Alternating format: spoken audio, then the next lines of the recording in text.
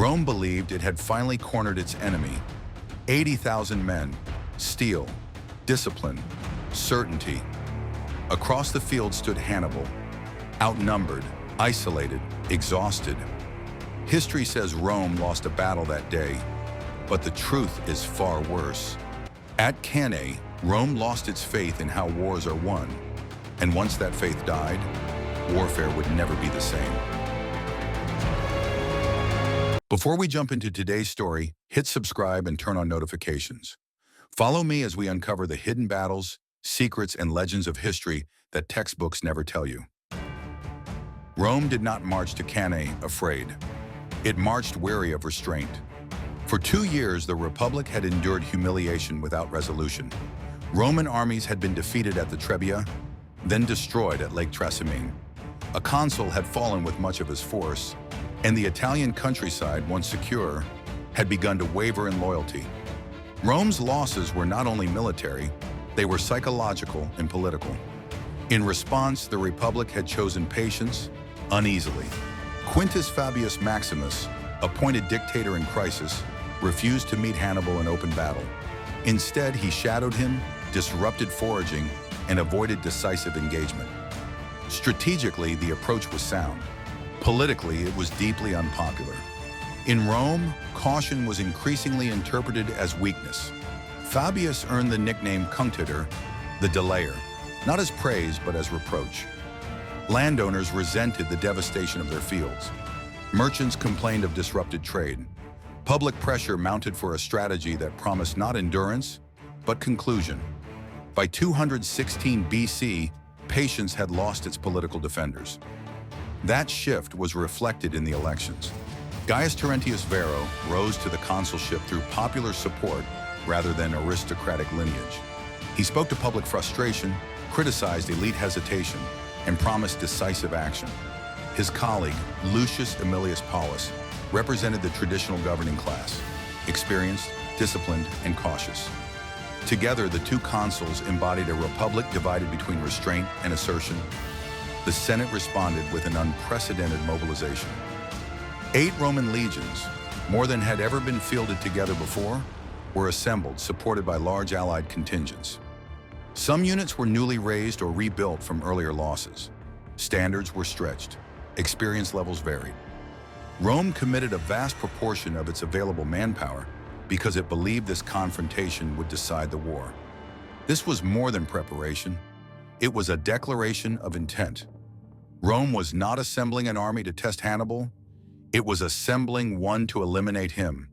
The strategic logic appeared reassuringly simple. Hannibal's earlier victories had come through ambush, maneuver, and deception.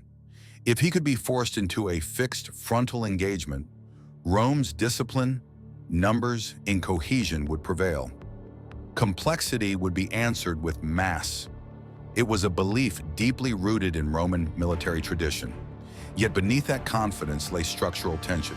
The dual consulship meant divided authority, with command alternating between the two leaders, an arrangement workable in routine campaigns, but risky under pressure. Paulus urged caution, mindful of Hannibal's record and the dangers of compressed formations. Varro believed delay itself was the greater danger, signaling weakness to both allies and enemies.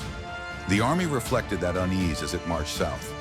This was not a force forged slowly through shared campaigns, but one assembled rapidly under political urgency. Soldiers drawn from different regions and backgrounds were bound together by numbers and expectation rather than long familiarity. They understood their purpose. They believed the reckoning had finally arrived. No Roman soldier doubted the outcome. Across the field, Hannibal observed their approach. He had studied Roman behavior as carefully as Roman movements. He understood the Republic's political pressures, the impatience of the Senate, the pride of the citizen body, and the fear of appearing indecisive. He knew Rome would eventually abandon delay for confrontation. Cannae was not an accident of circumstance. It was a moment he had anticipated. Where Rome saw overwhelming strength, Hannibal recognized rigidity. Where Rome trusted numbers, he measured space, time, and behavior. The size of the Roman army revealed something essential. It had been built to press forward relentlessly, not to adapt. Rome believed it had finally cornered its enemy. In reality, it had revealed how it intended to fight and how it might be led. At Cannae, the Republic was about to test not only its army, but its faith in the principles by which it believed wars were won. Hannibal stood on foreign soil, deep in Italy, cut off from reinforcements, and aware that every supply line behind him was fragile. He had crossed the Alps with audacity few would attempt, losing thousands to cold and disease, and yet he had emerged victorious at the Trebia and Trasimene. But now near Cannae, the Carthaginian general faced his greatest test, the largest army Rome had ever fielded, eager to crush him, and a republic determined to restore its honor. Most commanders, confronted with such odds, would have sought the safety of terrain, reinforcement, or delay. Even the most daring would have avoided direct confrontation with a force nearly twice their own. Hannibal did none of this. He embraced the unthinkable. He decided to invite Rome forward, not defensively, not tentatively, but with the quiet confidence of a man who understood the psychology of his enemy. Every movement of the Roman army would be anticipated. Every assumption Rome carried about its own superiority could be exploited. Hannibal's army was a mosaic of peoples and fighting styles, seasoned African infantry, agile Iberians, relentless Gauls, and cavalry drawn from Numidia. Each group had strengths, each had weaknesses. His genius lay not in raw numbers, but in placement and coordination. He deliberately positioned his least reliable troops at the center, knowing Rome would strike their hardest. His strongest, most disciplined soldiers flanked the edges, ready to pivot, envelop, and crush the advancing enemy. To a Roman observer, the Carthaginian line appeared fragile, almost desperate. It bent in the center under the Roman push. Hannibal's weaker troops seemed to falter. Officers would have whispered warnings.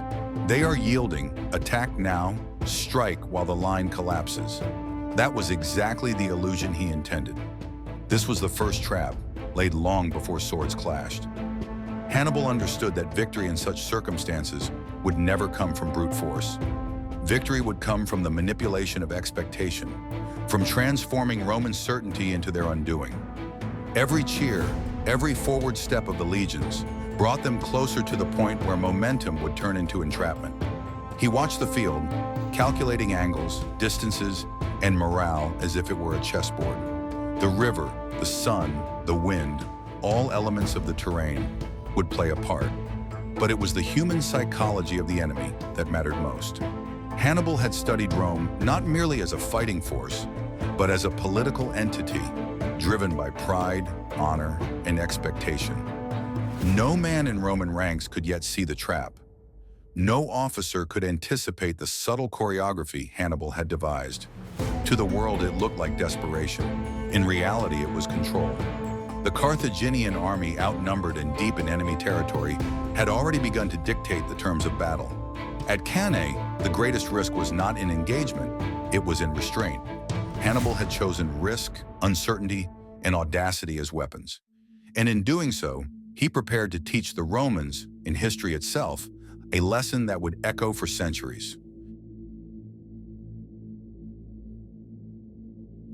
Cannae was no random patch of earth. It was a theater Hannibal had chosen with calculation and care.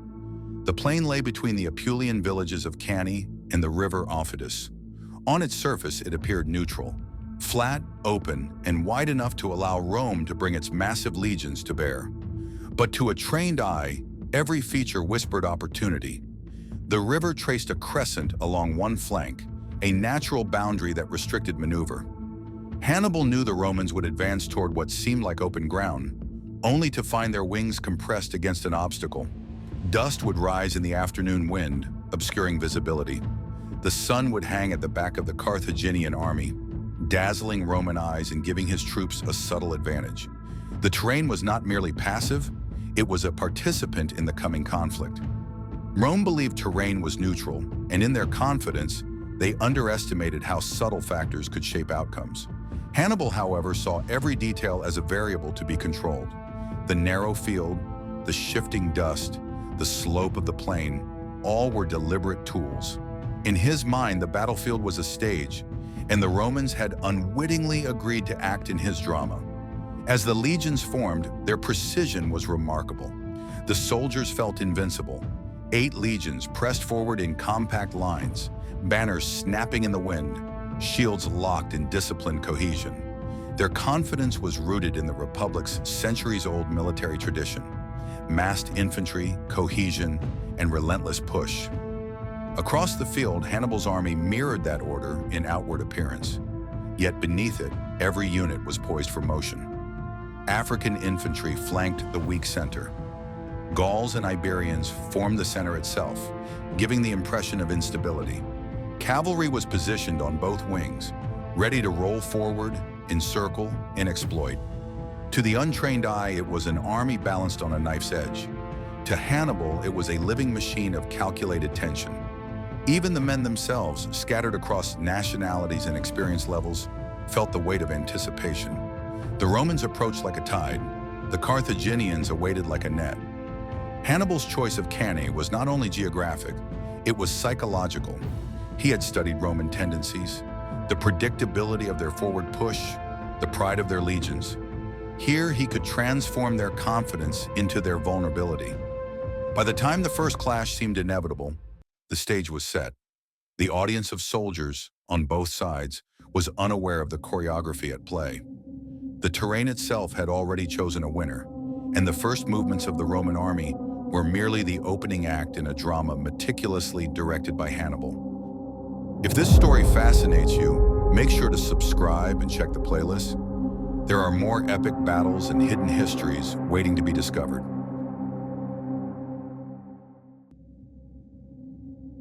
The battle began exactly as Rome expected.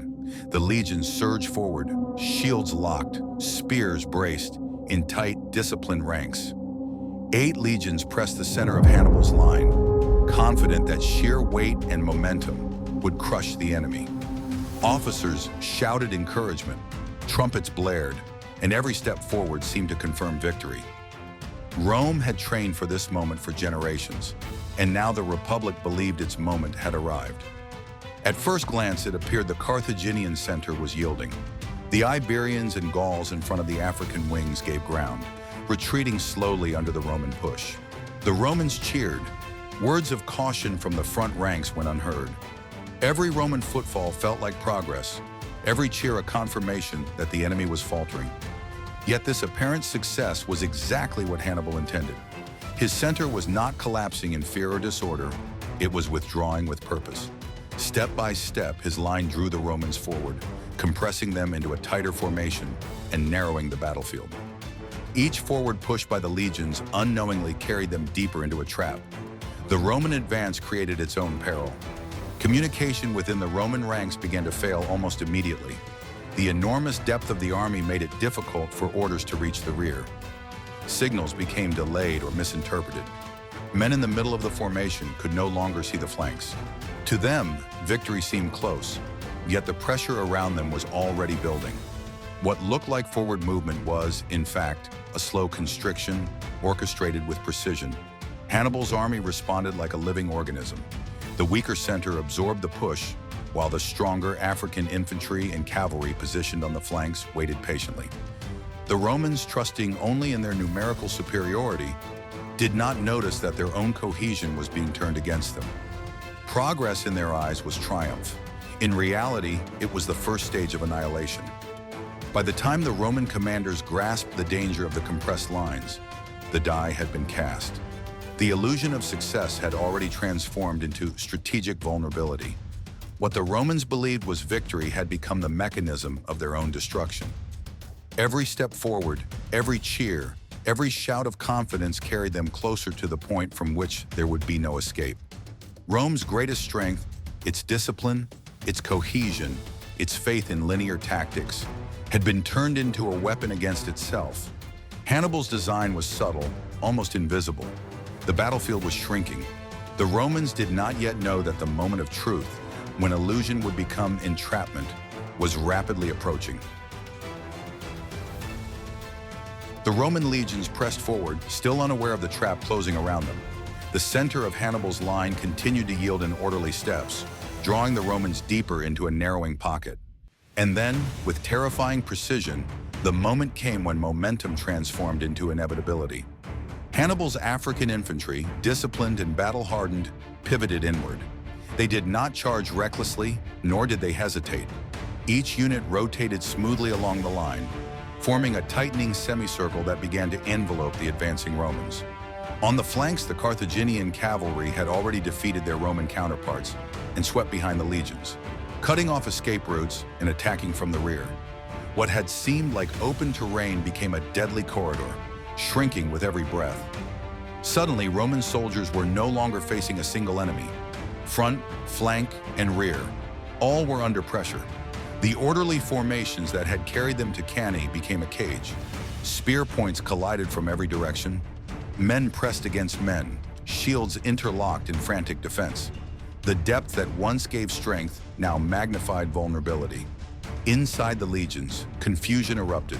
Officers tried to rally their troops, but messages could not travel through the thick mass.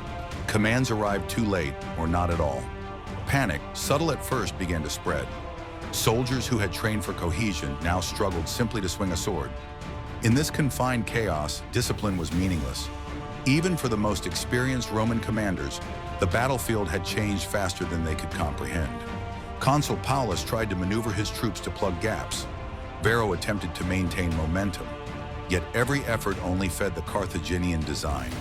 Hannibal's plan had been executed with such precision that the Romans were trapped by the very structure they believed would ensure victory. The battlefield had become a living vice. Rome's greatest weapon, the weight of its numbers, was transformed into its weakness. Every forward movement had brought them closer to annihilation. Every cheer and shout of confidence had tightened the noose. And as the first screams and clashes of desperation filled the air, it became clear. The Romans were surrounded, not by accident, but by inevitability. The world had literally closed in on them. Cannae was no longer a battle. It was a crucible, testing discipline, courage, and survival against an enemy who had planned every inch of their doom.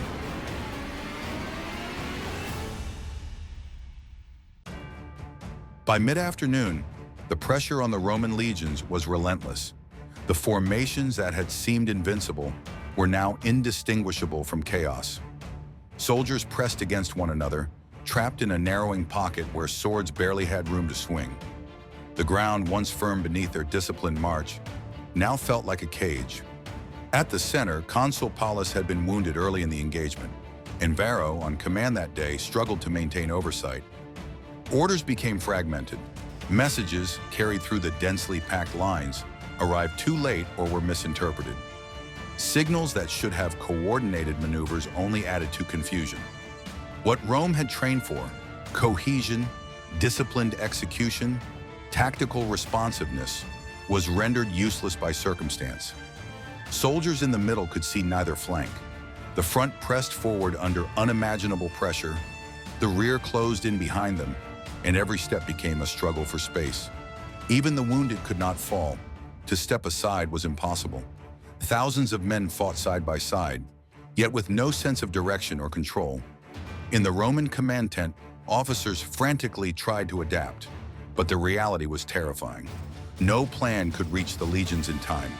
Varro shouted, gestured, attempted to reposition units, but the mass of men moved as if guided by the invisible hand of Hannibal. Paulus, incapacitated by his injury, could only watch the unfolding catastrophe. Hannibal's design relied not on ferocious assault in the early stages, but on turning Roman discipline into a trap. The Romans' own adherence to structure, their faith in linear tactics and forward momentum, had become a weapon against them. Every organized push tightened the Carthaginian grip. Every attempt to command was stifled by the density of men, the constriction of space, and the unstoppable movement of Hannibal's flanking forces. In the midst of this compression, panic began to ripple through the ranks. Soldiers who had been confident moments before now stumbled over comrades, shields collided, weapons struck friend and foe alike. The legions had trained for cohesion and massed action, but they had never been tested in a battlefield where the very mass of men became a hazard. Cannae had become a deadly experiment in human psychology and logistics. It demonstrated in brutal clarity that even the most disciplined army can be rendered helpless if command cannot penetrate the chaos. Discipline without space, order without maneuver, and courage without direction became meaningless. The Romans were still fighting. They had not surrendered. But the day had made one thing clear. At Cannae, command without control was a death sentence. By late afternoon, the Roman legions were trapped in a lethal vice. The ground underfoot was no longer terrain. It was a sea of men, shields pressed together, swords crossing, bodies collapsing into one another. Thousands were immobilized by the sheer density of the formation. Discipline, training, and courage mattered little in a place where survival depended on space as much as skill. The flanking Carthaginian forces, fresh and coordinated, struck with devastating precision.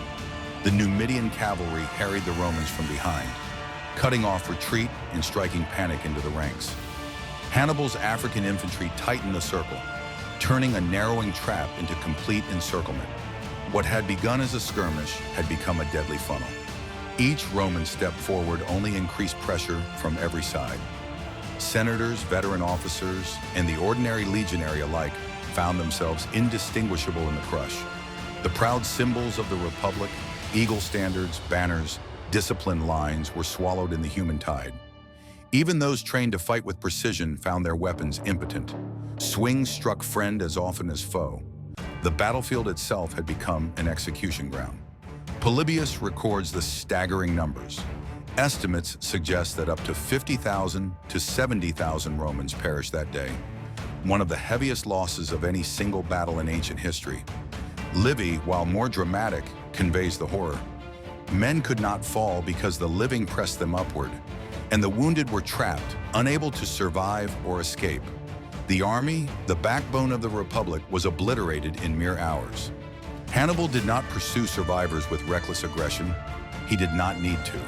The trap had completed itself. The message was absolute. Roman confidence, discipline, and reliance on numbers could be undone. The Republic had faced not just defeat, but the annihilation of the tactical framework it trusted. Cannae was not remembered simply for the lives lost. It was remembered for the system destroyed along with them. The belief that massed legions, linear tactics, and rigid discipline guaranteed victory. Hannibal had not merely won a battle. He had demonstrated that conventional warfare could be unmade in a single afternoon. By the time the sun began to set, the plain was littered with the remnants of what had been Rome's finest army. Command structures were obliterated, legions decimated, and survivors scattered in shock. History would never forget the lesson taught at Cannae. Even the greatest army could be destroyed if it marched blindly into a trap crafted by superior understanding, patience, and audacity. Rome did not surrender. It did not sue for peace. It did not crumble under the weight of its losses at Cannae. Instead, the Republic adapted. The disaster taught hard lessons, and the Romans, ever resilient, chose to learn them rather than be broken by them. The Senate, still reeling from the sheer scale of destruction, perhaps as many as 50,000 to 70,000 men dead, refused to negotiate. They replaced lost commanders, rebuilt legions, and reorganized alliances. Consul Paulus, though mortally wounded at the battle, had symbolically underscored the importance of experience, caution, and leadership. Varro, though widely blamed for impetuosity, became a reminder that political ambition could endanger an army if unchecked.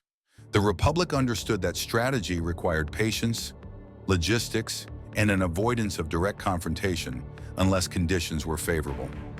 In the years following Cannae, Rome avoided Hannibal when possible. Rather than seek large-scale pitched battles, the Romans adopted attrition, harassment, and containment, denying Hannibal supplies, isolating his forces, and wearing down Carthaginian resources.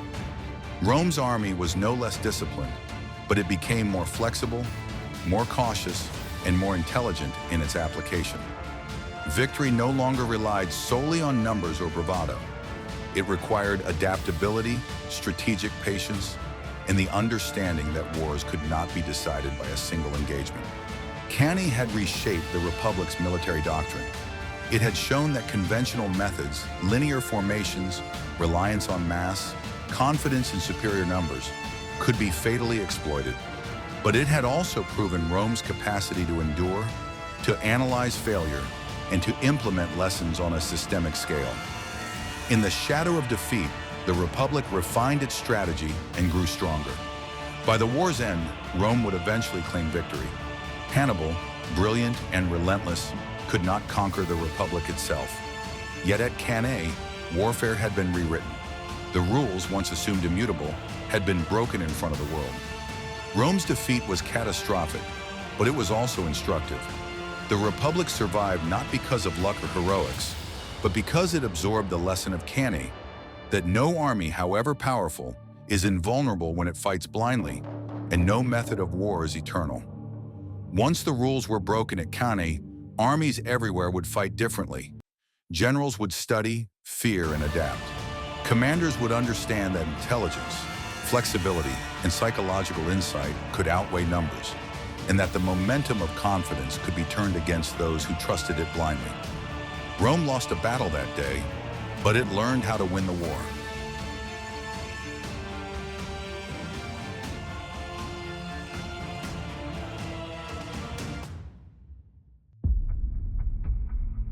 Rome did not surrender. It did not sue for peace. It did not crumble under the weight of its losses at Cannae. Instead, the Republic adapted.